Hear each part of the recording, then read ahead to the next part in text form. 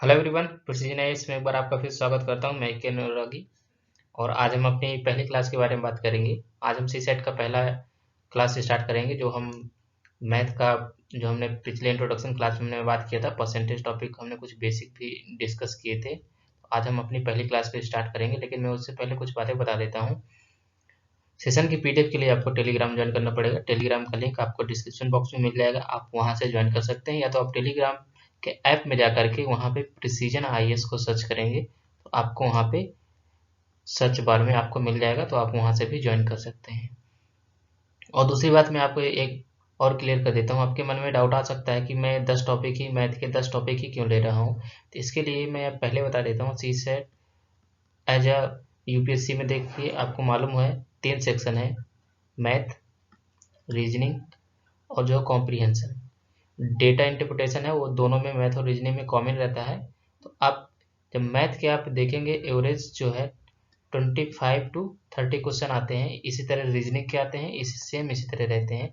कोई कभी किसी वर्ष कोई 20 आता है, कोई 30, इस तरीके से आता है। अगर आप एवरेज देख के चलेंगे तो 25 अगर मैथ से आ रहे हैं और 25 रीजनिंग से आ रहे हैं, तो 50 क्वेश्चन यहीं से हो जा रहे हैं। टोटल 80 क्वेश्चन आते हैं, प्रत्येक क्वेश्चन 2.5 नंबर का रहता है, जो कि टोटल 200 नंबर का होता है। सी सेट जो है, इसके लिए आपको स्कोरिंग करनी रहती है 33%। 33% होता है 67 मार्क्स।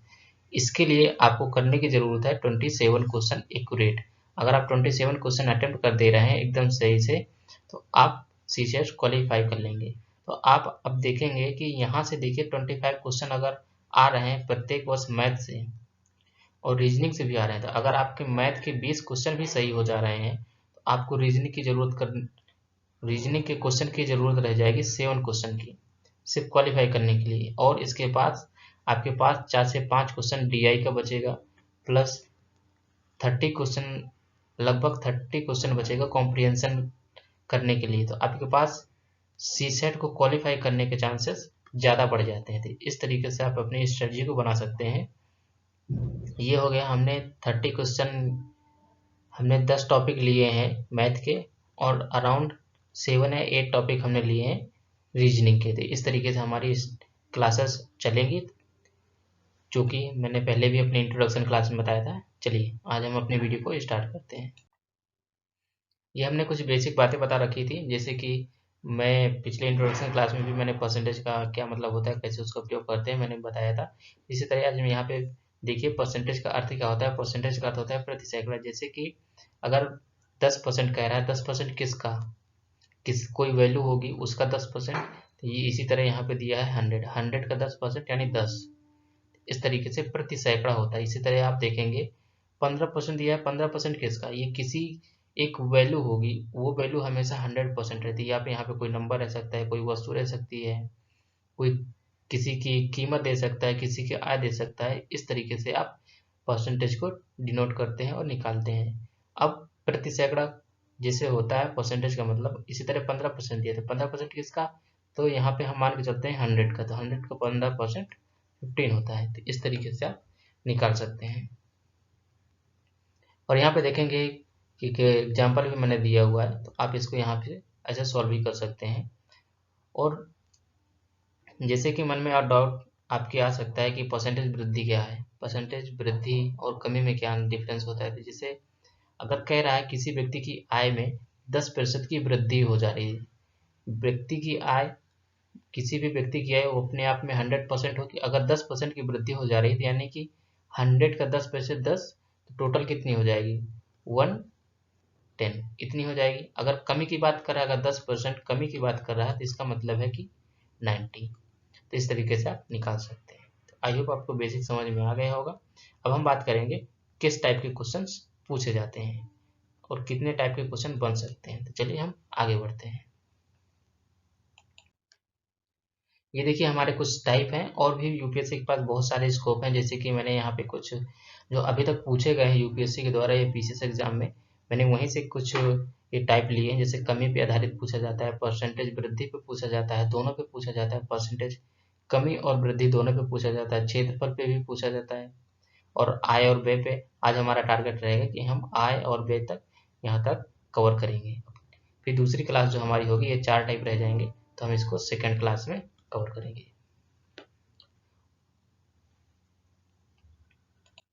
देखिए, अब ये हमारे पहला टाइप है परसेंटेज की कमी पर आधारित प्रश्न, जिससे किस प्रकार से पूछे जाते हैं। तो इसके लिए मैं पहले एक फार्मूला बता देता हूँ। तो इसके लिए हम परसेंटेज चेंज वाला फार्मूला लगाएंगे, जैसे परसेंटेज चेंज का मतलब यहाँ पे final value minus initial value upon initial value into 100। इस तरीके से अब आपके मन में डाउट आ सकता है कि इनिशियल वैल्यू और फाइनल वैल्यू क्या है। तो आप यहाँ पे क्वेश्चन को देखिए, आप जैसे ही क्वेश्चन देखेंगे समझ में आ जाएगा। तो इनिशियल वैल्यू क्या होती है, जिस भी संख्या के पीछे से वर्ड लगा रहता है वो हमेशा इनिशियल वैल्यू होती है, और जिस भी संख्या के पीछे से वर्ड नहीं लगा रहता है वो फाइनल वैल्यू। जैसे यहाँ पे y फाइनल वैल्यू है और x इनिशियल वैल्यू। तो अब देखिए कह रहा है x y से 25% ज्यादा है, यानी कि y कितना होगा, y 100 होगा तभी तो x 25% ज्यादा होगा। तो 25% ज्यादा यानी 125 हो जाएगा। तो x से कितने प्रतिशत कम है, कम पूछ रहा है y। तो अब देखिए यहाँ पे ये हमारी फाइनल वैल्यू हो जाएगी और ये इनिशियल वैल्यू। अब आप यहाँ पे परसेंटेज चेंज वाला फार्मूला लगाएंगे, यही वाला फार्मूला लगाएंगे तो आप देखेंगे तो 100 125 इंटू 100 इस तरीके से आप निकालेंगे। तो यहाँ पे आएगा माइनस का 25 अपॉन 125 इंटू 100। आप इसको करेंगे 5 आएगा, ये 20% की कमी आएगी। आप इस तरीके से सॉल्व कर सकते हैं। अब देखिए हमारा अगला क्वेश्चन क्या कह रहा है, पी क्यू का 6 गुना है तो क्यू पी से कितने प्रतिशत कम है। ये हमारा पहला क्वेश्चन था और यहाँ पे हम दूसरा सॉल्व करेंगे। देखिए कह रहा है पी क्यू का 6 गुना है, तो ये क्यू होगा, सॉरी यहाँ पे पी होगा और ये क्यू। जब आप क्वेश्चन कह रहा है क्यू का 6 गुना कौन है, पी, तो ये यहाँ तक पी आएगा। अगर आपको पी के बराबर क्यू को करना है तो 6 क्यू करेंगे तभी तो ये यहाँ तक आएगा पूरा ऐसे। तो ये क्या हो जाएगा, अब आप यहाँ पे परसेंटेज चेंज वाला फार्मूला लगाइए, परसेंटेज चेंज। अब आप यहाँ पे लगाएंगे क्यू पी से कह रहा है तो पी क्या हो जाएगी, पी से कह रहा है तो पी हमारी हो जाएगी इनिशियल वैल्यू। तो यहाँ पे क्यू माइनस पी पान पी इंटू 100। अब आप इसको सॉल्व करेंगे तो क्यू पी की वैल्यू ये दे रखी है 6 क्यू, तो यहाँ पे 6 क्यू अपॉन 6 क्यू इंटू 100। अब आप जब इसको सॉल्व करेंगे तो माइनस का 5 क्यू 6 क्यू इंटू 100। तो ये क्यू से ये क्यू कैंसिल हो जाएगा। तो आप जब इसको करेंगे सॉल्व तो आएगा माइनस का 5 अपॉन 6 इंटू 100।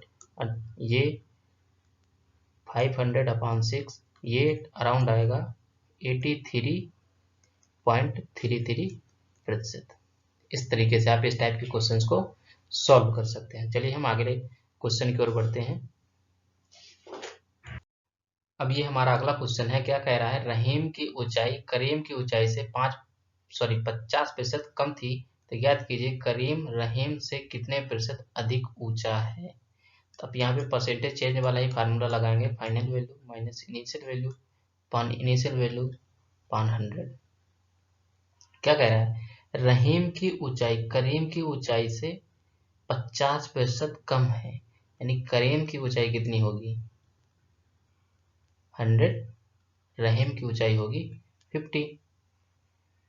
50% कम कह रहा है तो अब आप इसकी ये हमारी ये फाइनल वैल्यू हो जाएगी, सॉरी ये यहाँ पे फाइनल वैल्यू और ये इनिशियल वैल्यू। अब आप इस फार्मूले पे पुट करिए वैल्यू को, तो क्या आएगा 100 माइनस 50 अपॉन 50 टू 100।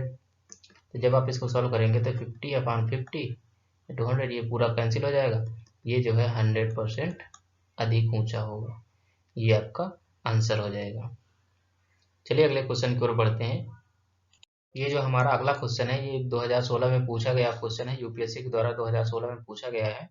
आप देखिए प्रतिशत कमी पर पूछा गया है, एक 2016 में है एक 2019 में है, दोनों में इसके साथ साथ हम PYQs भी डिस्कस करते चलेंगे, जिससे आपको कोई भी परेशानी ना हो और आप अच्छे से अपने एग्जाम में अटेम्प्ट दे पाएँ।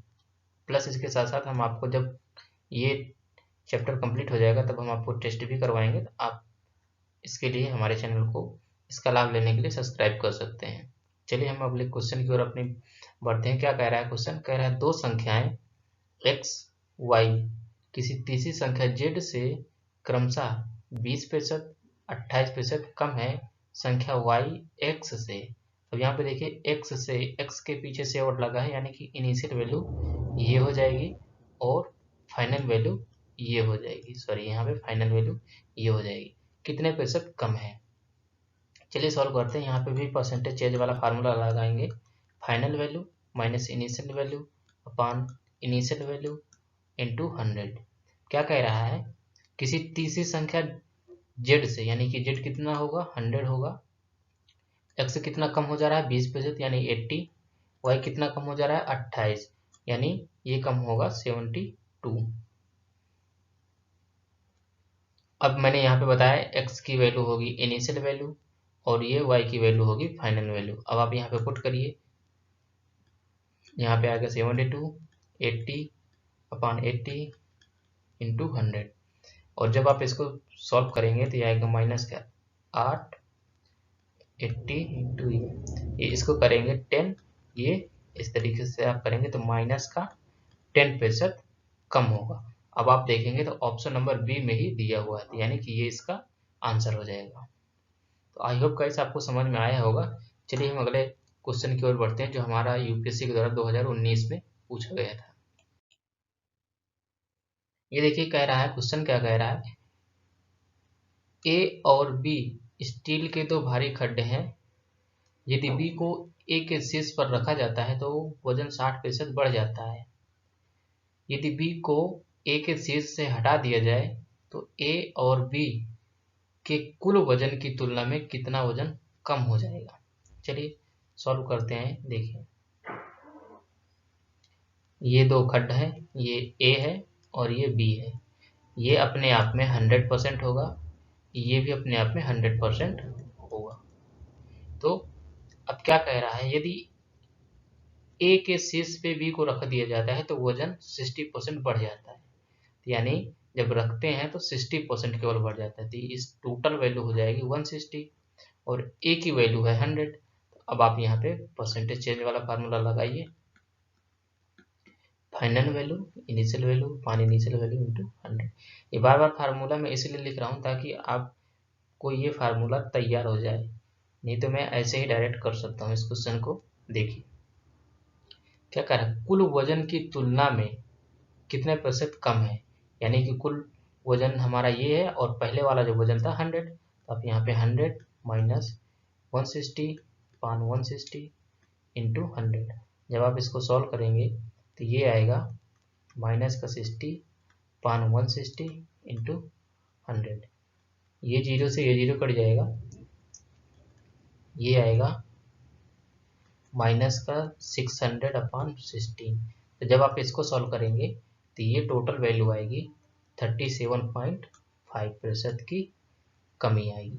तो इस तरीके से आप देखेंगे, इसमें ऑप्शन नंबर डी दिया हुआ है, ये आपका करेक्ट आंसर हो जाएगा। चलिए अब हम अगले टाइप की ओर बढ़ते हैं। इसी टाइप के क्वेश्चन प्रतिशत कमी पे पूछे जाते हैं, और जो मोस्टली क्वेश्चन पूछे जाते हैं तो कमी और वृद्धि दोनों पे पूछे जाते हैं। इसलिए आप इस पे जो टेस्ट हैं इनको सॉल्व करिएगा। अगर आपको कोई भी डाउट हो तो आप कमेंट सेक्शन में आप कमेंट को वहाँ पे दे सकते हैं।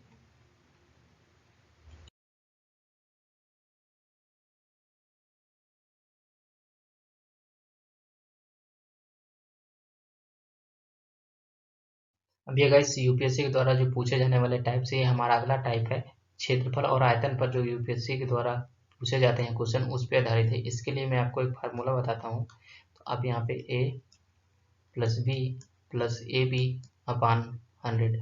आप कहेंगे कि ए और बी क्या है? तो ए की वैल्यू देखिए, जब भी हमेशा इस तरह के आयत और क्षेत्रफल इस तरह के क्वेश्चन पूछे जाएंगे तो इसी तरह की वैल्यू आपको दी होगी, तो आप इस तरीके से सॉल्व कर सकते हैं। देखिए क्या कह रहा है? किसी आयत की लंबाई में 40% बढ़ोतरी तथा चौड़ाई में 20% की कमी कर देते हैं। कमी का मतलब होता है माइनस में जाएगी वैल्यू, और जो बढ़ोतरी का मतलब है प्लस में वैल्यू जाएगी। कमी कर देते हैं तो क्षेत्रफल में क्या बदलाव आएगा? आयत का क्षेत्रफल क्या होता है? क्षेत्रफल बराबर होता है लंबाई गुणे चौड़ाई। तो अब आप देखेंगे तो यहाँ पे अब आप इसको मानना है ए, ये वैल्यू है बी। तो अब इसमें क्या कह रहा है, इसमें 40% की बढ़ोतरी, इसमें कह रहा है 20% की कमी कर दे रहा है। तो अब आप ये ए की वैल्यू हो गई, ये बी की वैल्यू, अब आप इस फार्मूला में पुट करेंगे तो यहाँ पे 40, अब कमी कह रहा है तो माइनस की 20 आएगी, 20 प्लस 40 माइनस 20 अपॉन 100।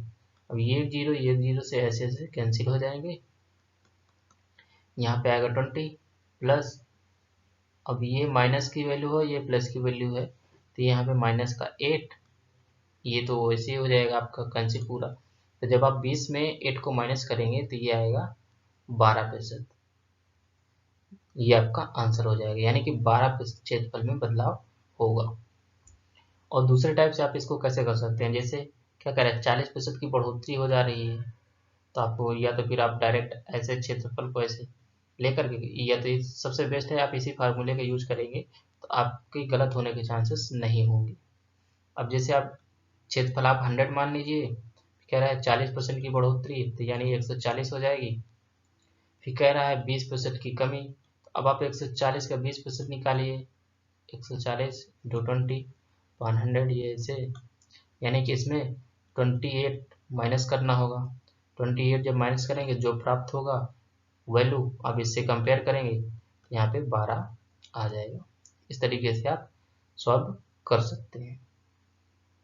कितना आएगा, यहाँ पे आएगा 28 जब माइनस करेंगे, हाँ 112 आएगा, 112।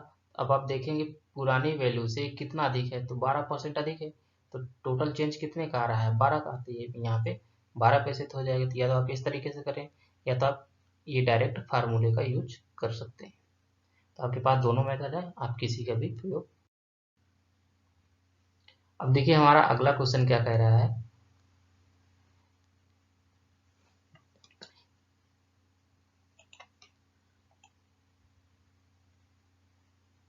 कह रहा है किसी घनाभ, यदि किसी घनाभ की लंबाई चौड़ाई तथा ऊंचाई में क्रमशः 10%, 20% और 30% बढ़ोतरी की जाती है, तो ज्ञात करें घनाभ के आयतन में कितने प्रतिशत की वृद्धि होगी, ये आपको निकालना है। चलिए देखिए, अब इस टाइप के क्वेश्चन को सॉल्व करने के, जब भी 3 वेरिएबल दिए हों, जैसे कि आपको 3 वैल्यू यहाँ पे दे रखी है, पहले क्वेश्चन में दे रखा था लंबाई गुणे चौड़ाई दे रखा था, अब यहाँ पे दे रखा है ऊंचाई भी दे रखा है, तो इसके लिए आप किस टाइप का भी कैसे प्रयोग करेंगे, कैसे सॉल्व करेंगे, चलिए देखते हैं। यहाँ पे आपका फार्मूला यही रहेगा, ए बी अपान 100, ये फार्मूला आपका यही रहेगा, बेसिक आपका यही है, आपको बेसिक पे कमांड बनानी है। देखिए अब क्या कह रहा है, 10% की बढ़ोतरी, 20% की बढ़ोतरी, तो पहले आपको ये दोनों वैल्यू लेके चलनी होगी, जो आपकी वैल्यू आएगी वो प्लस ये, फिर आपकी जो वैल्यू आएगी ये ए होगा और ये बी होगा। चलिए देखते हैं कैसे।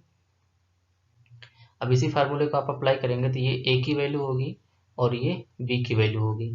तो यहाँ पे आप देखेंगे 20 प्लस, जब आप 20 और ये 10 से मल्टीप्लाई कराएंगे तो यहाँ पे आएगा 200, यहाँ पे 100, ये जीरो जीरो कट जाएगा, कितना आ गया 32 आया। अब ये जो 32 आया ये आपकी ए वैल्यू हो गई, अभी ए की वैल्यू हो गई। अब ये 30% दे रखा है, ये बी की वैल्यू हो गई। अब फिर से यही वाला फार्मूला लगाइए, अब आपको रखना है 32 प्लस 30 प्लस, क्योंकि बढ़ोतरी की बात कर रहा है तो यहाँ पे 32 इंटू 30 अपॉन 100, इस तरीके से आप करेंगे। तो अब आप इसको जब सॉल्व करेंगे 62 प्लस, एक जीरो से एक जीरो कट जाएगा, यहाँ पे आएगा 3 इंटू 2 6, 3 इंटू 3 9 अपॉन 10। जब आप इसको डिवाइड करेंगे तो यहाँ पे आएगा 62 प्लस 9.6, ये आपका वैल्यू आएगी। ये आप जब इसको ऐड करेंगे 71.6 की जो वृद्धि होगी, ये आपका ऐसे आप इस तरीके से सॉल्व कर सकते हैं। जब आपको 3 वैल्यू दी होगी तो आपको पहले 2 वैल्यू लेके चलनी है, फिर इसके बाद जो वैल्यू आएगी उसको ए मानना है, फिर जो तीसरी वैल्यू हो उसको बी मानना है। तो आई होप इस टाइप के क्वेश्चन को आपको समझ में आया होगा। चलिए हम अगले क्वेश्चन की ओर आगे बढ़ते हैं। अब देखिए इस टाइप के क्वेश्चन के लिए क्या कह रहा है, यदि किसी वृत्त की त्रिज्या में 100% की बढ़ोतरी कर दी जाती है तो क्षेत्रफल में कितने प्रतिशत की वृद्धि होगी और परिधि में कितने प्रतिशत की वृद्धि होगी। चलिए इसको सॉल्व करते हैं। किसी वृत्त की त्रिज्या में यानी कि आर में 100% की बढ़ोतरी कर दी जाती है तो क्षेत्रफल में कितना बदलाव होगा और परिधि में कितना बदलाव होगा, ये हमको निकालना है। चलिए सॉल्व करते हैं। वृत्त की त्रिज्या, वृत्त का क्षेत्रफल क्या होता है, वृत्त का क्षेत्रफल होता है पाई आर स्क्वायर। ये तो पाई कांस्टेंट रहेगा तो ये हम आर स्क्वायर को आर इंटू आर लिख सकते हैं। ये 100 हो गई, ये भी 100, क्योंकि क्वेश्चन में कह रहा है 100% की बढ़ोतरी हो जाती है। तो अब आप कोई ए बी वाला फार्मूला लगाएंगे, A plus B plus A B upon 100। जब आप इसको लगाएंगे तो यहाँ पे 100 प्लस इन दोनों का मल्टीप्लाई कराएंगे तो 1 और 4 0 अपॉन 100। ये दोनों से ये दोनों कट जाएंगे, ये 100 ये 100 ये, यानी जो वैल्यू प्राप्त होगी आपकी 300% की बढ़ोतरी होगी। इस तरीके से आप कर सकते हैं इसको। ये हमारा पहला होगा। परिधि का फार्मूला क्या होता है, परिधि का फार्मूला होता है 2 पाई आर। अब यहाँ पे 2 पाई आर तो कांस्टेंट है, तो आर में 100% की बढ़ोतरी हो जा रही है, तो आर 100%, तो यहाँ पे परिधि में भी 100% की बढ़ोतरी हो जाएगी। तो ये आपका सॉल्व हुआ ये क्वेश्चन। आई होप आपको समझ में आ रहा होगा। अगर आपको समझ में नहीं आ रहा है तो आप एक बार पुनः वीडियो पे विजिट करिएगा और देखिएगा, आपको जरूर क्लियरिटी आएगी। अगर आपको जो भी डाउट हो तो आप कमेंट सेक्शन में आप अपने कमेंट को डालिए, या तो आप टेलीग्राम को ज्वाइन कर लीजिए, वहाँ पे आप बोल सकते हैं।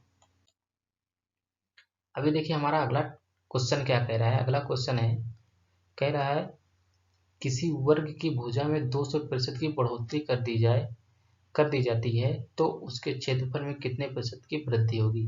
अब वर्ग की भुजा यानी वर्ग की भुजा बराबर क्या होता है, ए का स्क्वायर आप लिख सकते हैं, या एक्स का स्क्वायर लिख सकते हैं, या आप भुजा का होल स्क्वायर ऐसे लिख सकते हैं। ये होता है क्षेत्रफल, वर्ग का क्षेत्रफल।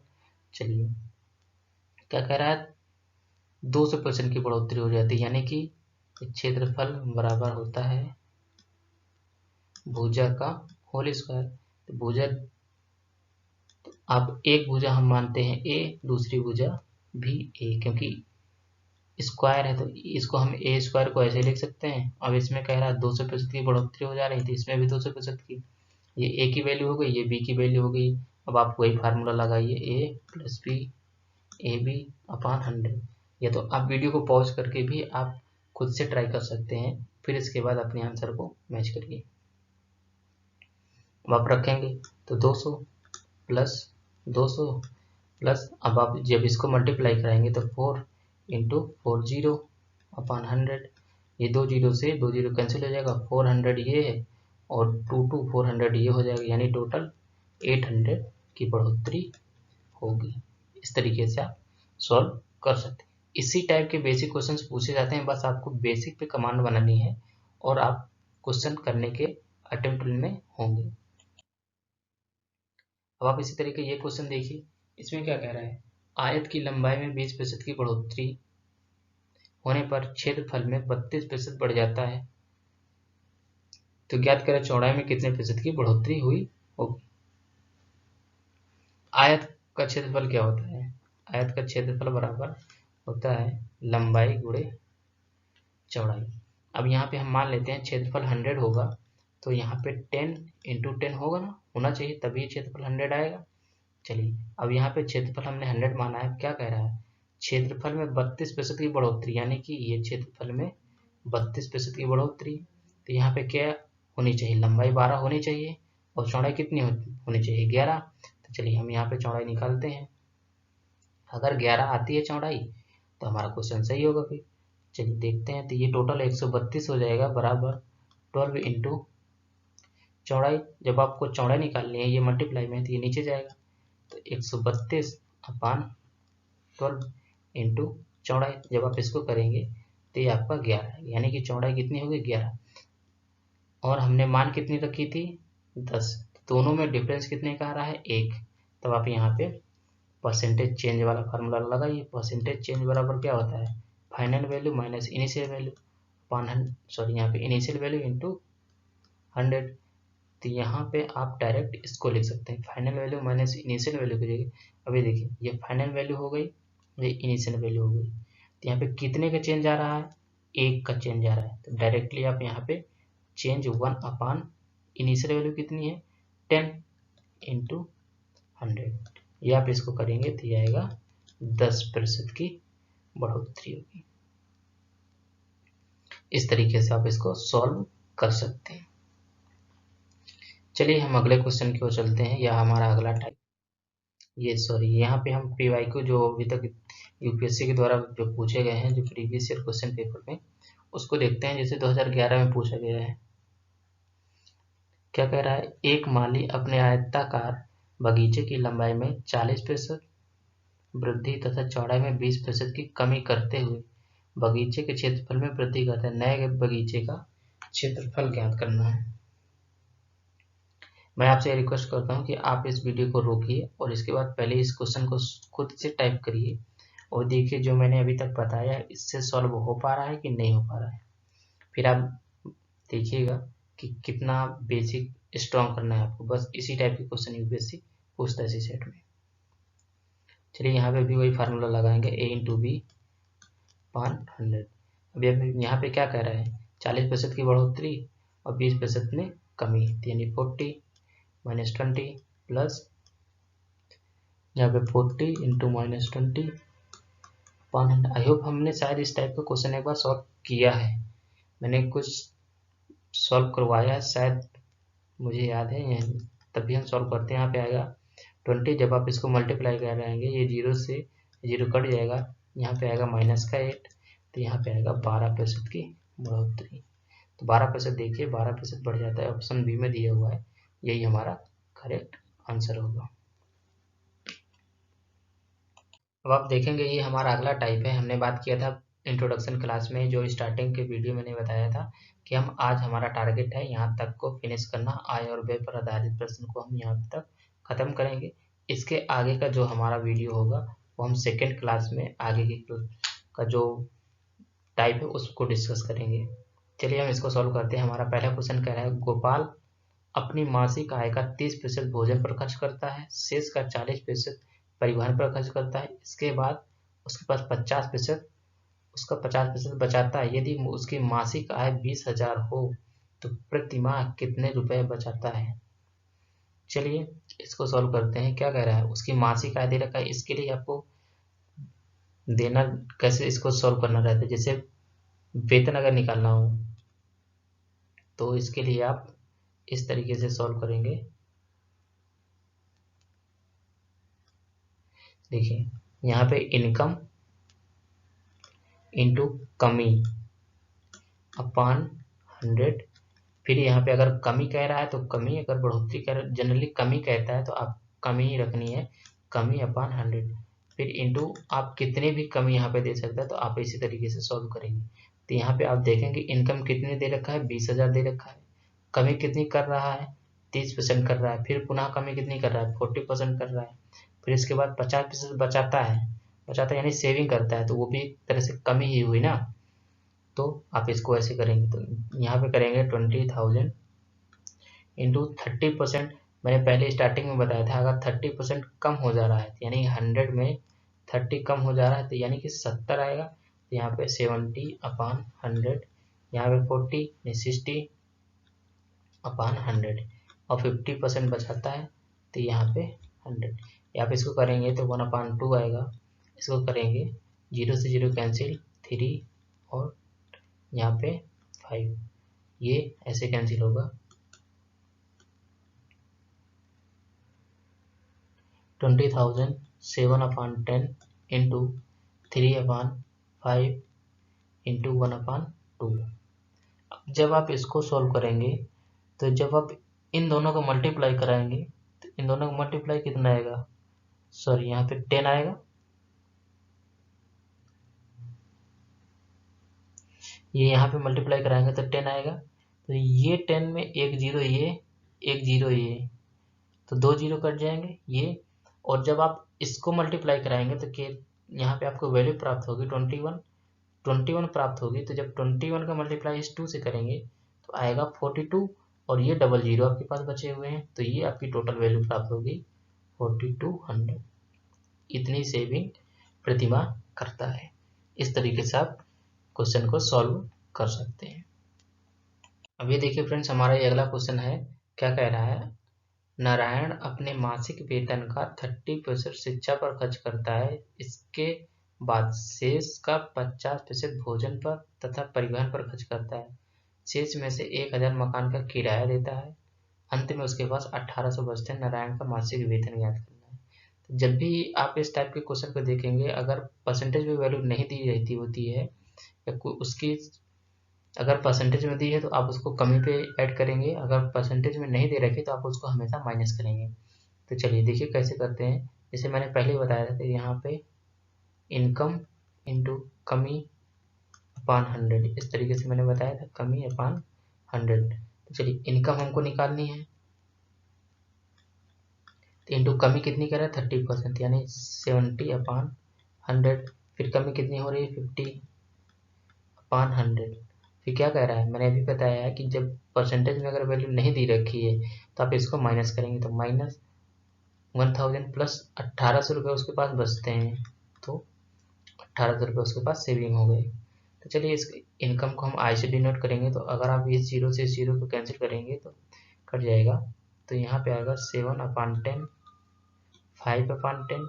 अभी इस 1000 को आप उस तरफ ले जाएंगे तो प्लस में वैल्यू जाएगी, ऐड करेंगे तो 2800 हो जाएगा। अब आप इनकम के इक्वल करेंगे तो ये दोनों मल्टीप्लाई में है। आप ऐसे अगर करेंगे तो ये दोनों ऊपर वैल्यू जाएगी, ये दोनों नीचे आएगी, यानी कि 2800 अपान 7 इंटू 5 टू 10 इंटू 10, ये वैल्यू आएगी। तो यहाँ पे 7 से कट करेंगे तो 4 ये आएगा, 5 से इसको कट करेंगे तो 2 आएगा। तो यहाँ पे वैल्यू आपको कितनी प्राप्त होगी 400 इंटू 2 इंटू 10। आप इसको मल्टीप्लाई कराएंगे तो टोटल वैल्यू आपकी आएगी 8000। तो उसका मासिक वेतन होगा 8000। इस तरीके से आप इसको सॉल्व कर सकते हैं। चलिए इस क्वेश्चन को कैसे सॉल्व करेंगे। क्या कह रहा है क्वेश्चन, कह रहा है ए की मासिक आय का 68% खर्च करता है, यानी ए नाम का कोई व्यक्ति है, अपनी मासिक आय का 68% वो खर्च कर देता है। उसकी मासिक आय में 20% की बढ़ोतरी यानी वृद्धि होती है, तो उसकी मासिक बचत में 75/8% की भी वृद्धि होती है। तो उसके मासिक बचत यहाँ पे होना चाहिए, मासिक बचत में कितने प्रतिशत की वृद्धि होगी, यहाँ पे होना चाहिए बचत में कितने प्रतिशत की वृद्धि होगी। तो चलिए इसको सॉल्व करते हैं। क्या कह रहा है, यहाँ पे हम लिखेंगे आय कितनी उसकी टोटल आय है, खर्च कितना कर रहा है, प्लस बचत कितना कर रहा है। तो अगर हम मान लेते हैं उसकी आय 100 है, 68 यानी 68% 68 हो जाएगी, टोटल बचेगा इसके पास 32 रुपीज़। क्या कह रहा है, यदि उसके मासिक आय में 20% की बढ़ोतरी यानी वृद्धि होती है तो अब उसकी आय हो जाएगी 120। अब यहाँ पे हमें खर्च नहीं दे रखा है। क्या कह रहा है, मासिक बचत में इतने प्रतिशत की वृद्धि होती है, यानी कि मासिक बचत 32 है, तो 32/100 ये आएगा। जब आप इसको टोटल पूरा सॉल्व करेंगे तो यहाँ पे वैल्यू आपको प्राप्त होगी 3, तो यहाँ पे +3, यानी कितनी हो जाएगी मासिक बचत यहाँ पे 35। तो अब आप 120 में 35 को माइनस करेंगे तो यहाँ पे प्राप्त होगा 85। अब क्या कह रहे हैं, मासिक बचत में कितने प्रतिशत की वृद्धि होगी। पहले बचत कितनी थी, सॉरी यहाँ पे मासिक खर्च में होगा, यहाँ पे मासिक खर्च।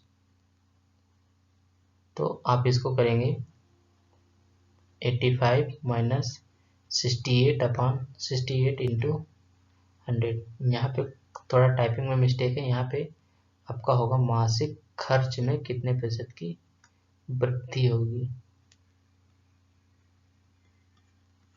ये। तो यहाँ पे क्या आया है 85, यहाँ पे पुराना खर्च था 68। जब आप इसको सॉल्व करेंगे तो यहाँ पे आपका प्राप्त होगा 17/68 इंटू 100, तो ये ऐसे कैंसिल करेंगे 4, जब आप 4 से इसको कैंसिल करेंगे तो 25% की वृद्धि होगी, यानी टोटल उसके मासिक खर्च में 25% की बढ़ोतरी होगी। इस तरीके से आप सॉल्व कर सकते हैं। चलिए फ्रेंड्स, हम अगले क्वेश्चन को सॉल्व करते हैं। ये कह रहा है नीलम अपने कुल आय का 20% मकान में खर्च करता है तथा शेष का 70% घरेलू खर्च पर। यदि वह 36 रुपये की बचत करता है तो उसकी कुल आय ज्ञात करना है। तो मैंने इस टाइप के पहले क्वेश्चन इनकम इंटू कमी अपॉन 100 ये मैंने बताया, प्लस ये आप ऐसे इंटू ऐसे कर सकते हैं। इनकम कितनी देर की इनकम निकालनी है, तो इनकम 20% की कमी हो रही है, यहाँ पे 70% की कमी हो रही है, तो यहाँ पे 30 इंटू 100 बचाता कितना है, 36 रुपये बचाता है। तो आप इसको ऐसे सॉल्व करेंगे, 0 से 0 कट जाएगा, तो ये आपका यहाँ पे income into 8/10 into 3/10 equal 36।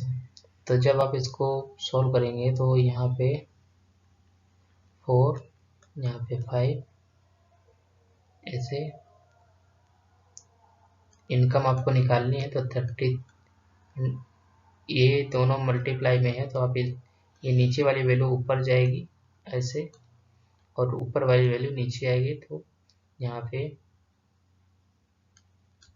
5 into 10 upon 4 into 3 ये वैल्यू आएगी। तो यहाँ पे आप इसको कैंसिल करेंगे, तो यहाँ पे 12 और 2 इंटू 5, जब इन दोनों को मल्टीप्लाई कराएंगे तो 25 आएगा। तो यहाँ पे आपकी फाइनल वैल्यू 1200 इंटू 25/2। जब आप इसको सॉल्व करेंगे तो 600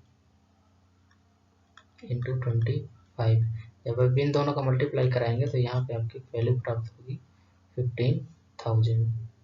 तो आप इस तरीके से इसकी एक कुल आय हो गई। तो आप इस तरीके से इस टाइप के क्वेश्चन को सॉल्व करने की कोशिश कर सकते हैं। चलिए हम अपने अगले क्वेश्चन की ओर बढ़ते हैं। इस टाइप के भी क्वेश्चन सेम उसी फार्मूले पे लगे हैं। यहाँ पे भी कुल आय ज्ञात करनी है, तो यहाँ पे इनकम इंटू क्या कर रहा है, 2/भाग पेट्रोल पर खर्च करता है, और शेष 1/3 मकान किराए पे खर्च करता है। यदि उसके पास अभी भी 1000 शेष बचते हैं तो व्यक्ति की कुल आय, यानी कि 2/3 इंटू 1/3 बचते कितने हैं, 1000। तो आप इसको डायरेक्टली ऐसे कर सकते हैं, आप इन दोनों का जब मल्टीप्लाई कराएंगे तो उस साइड जाएगा, यानी कि 1000 इंटू 9 ये ऐसे आएगा। जब आप इसको कैंसिल करेंगे तो 5, तो ये यहाँ पे आपकी वैल्यू होगी 500 इंटू 9, तो इनकम उसकी हो जाएगी 4500। इस तरीके से आप इसको सॉल्व कर सकते हैं। चलिए हम अगले क्वेश्चन की ओर बढ़ते हैं।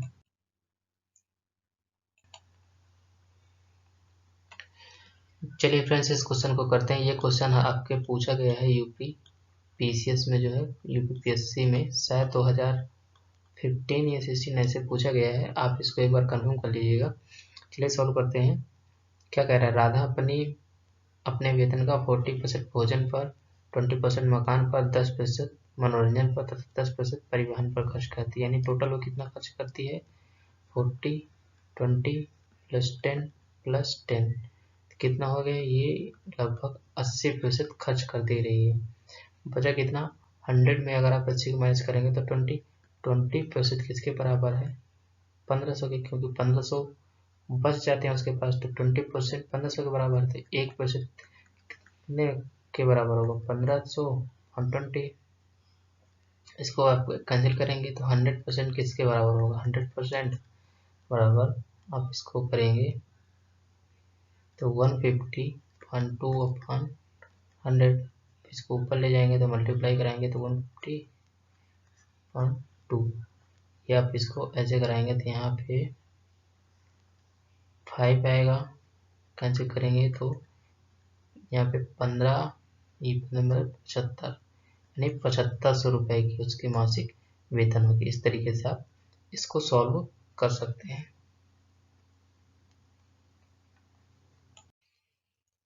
चलिए इस क्वेश्चन को सॉल्व करते हैं फ्रेंड्स। ये हमारा लास्ट क्वेश्चन है, इसके बाद हम पीवाईक्यू देखेंगे।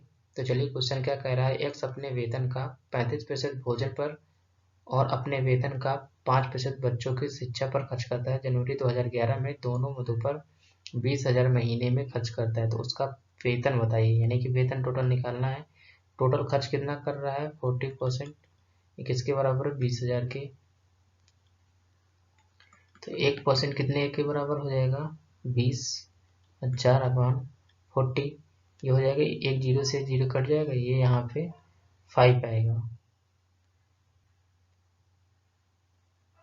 तो ये आपका हो रहा है 500। 1% बराबर है 500 के, तो 100% कितना हो जाएगा, 100% आपका हो जाएगा 50,000 के। तो ये आपका फाइनल आंसर होगा। तो आप इस टाइप के क्वेश्चन को भी सॉल्व कर सकते हैं। तो चलिए हम अपने पीवाईक्यू की तरफ बढ़ते हैं, देखते हैं जो यूपीएससी के द्वारा पूछे गए हैं। ये देखिए, ये 2015 में पूछा गया क्वेश्चन है, ये जो यूपीएससी के द्वारा पूछा गया था, 2015 में आया है।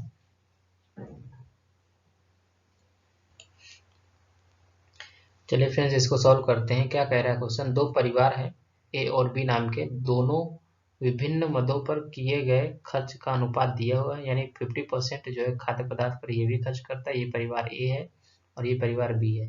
और ये 10% खाद्य पदार्थ पर खर्च करता है, ये 60%। अगर आपको यहाँ पे वैल्यू ना दिख रही हो तो ये यहाँ पे 10% है, यहाँ पे 60%, ये 50 है, ये 30% और ये है 20%, ये 30% है। ये शिक्षा पे है, ये अन्न पे है, ये खाद्य पदार्थ पे, ये खाद्य पे है, ये अन्न पे, और ये भी शिक्षा पे है। यहाँ पे टोटल खर्च दे रखा है 1,00,000 रुपए प्रति माह है, और यहाँ पे 20,000 रुपए दे रखा है। अब आप ऑप्शन को देखिए, कह रहा है निष्कर्ष निकाले जा सकते हैं। परिवार ए ने खाद्य पदार्थ पर परिवार बी की अपेक्षा अधिक खर्च किया। तो चलिए देखते हैं, यानी कि खाद्य पदार्थ पे पहला ऑप्शन कह रहा है, खाद्य पदार्थ देखिए 20,000 कह रहा है, यहाँ पे इसकी मासिक आय जो है, ये कुल खर्च 20,000 रुपये है। फिर वो खर्च कितना कर रहा है, 50% खर्च कर रहा है। तो आप ऐसे करेंगे तो ये 1/2 आएगा, ये ऐसे आप इसको कैंसिल करेंगे 2, तो ये आपका आएगा 10,000 रुपये। ये किसकी है, ए की, परिवार ए की है। अब बी को चेक करते हैं, परिवार बी की मासिक आय कितनी थी, कुल खर्च था 1,00,000 रुपये। अब वो खर्च कर रहा है खाद्य पदार्थ पे 10%,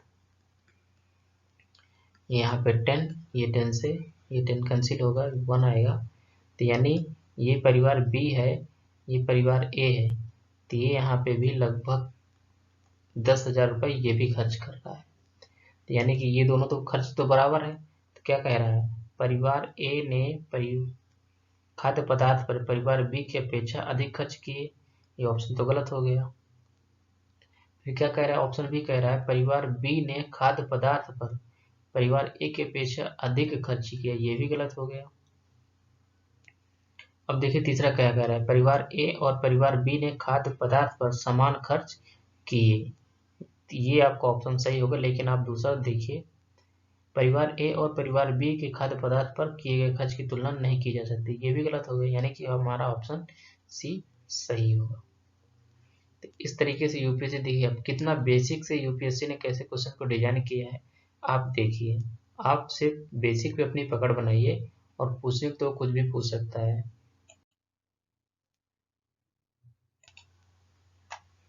ये फ्रेंड्स हमारा लास्ट क्वेश्चन है, इसके बाद हम पीवाईक्यू देखेंगे। ये हमारा लास्ट टाइप है, इसके बाद हम पीवाईक्यू देखेंगे। जैसे राम की आय श्याम की आय से 50% अधिक है, और राम की आय में 40% की वृद्धि हुई, श्याम की आय में 90% की वृद्धि हुई, तो उनकी संयुक्त आय में वृद्धि कितनी होगी, ये निकालना है। तो चलिए देखिए निकालते हैं। कह रहे हैं राम की आय श्याम की आय से 50% अधिक है, यानी श्याम की आय कितनी हो जाएगी, 100, और राम की आय कितनी हो जाएगी, 50। क्या कह रहा है, राम की आय में 40% की वृद्धि होती है, तो ये यहाँ पे 60 ऐड हो जाएगा, 40% होता है 60।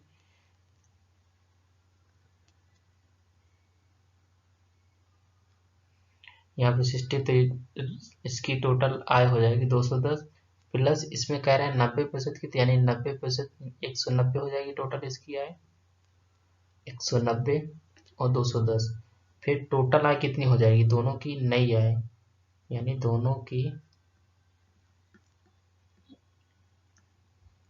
नई आय बराबर क्या हो जाएगा, राम प्लस श्याम। यहाँ पे राम की आय है 210 प्लस 190, टोटल हो जाएगा 400।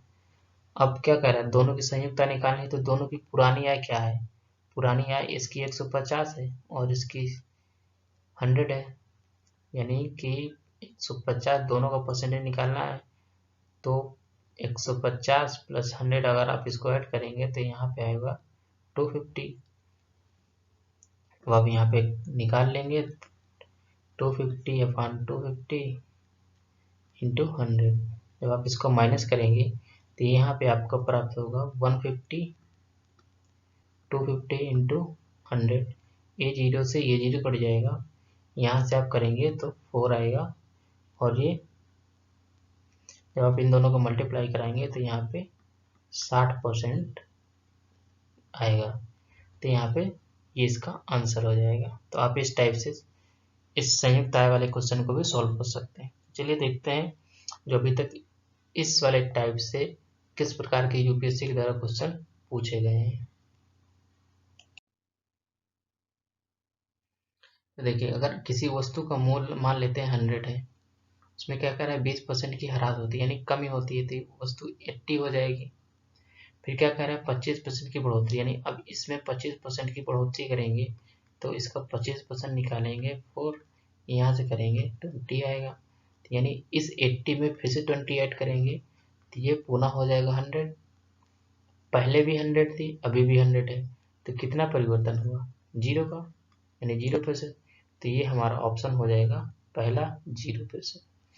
चलिए दूसरा क्वेश्चन देखते हैं। क्या कह रहा है, एक वस्तु की कीमत में 25% की वृद्धि की गई, तत्पश्चात 20% घटा दिया गया, फिर 10% बढ़ा दिया जाए, तो कीमत में परिणामी वृद्धि क्या है।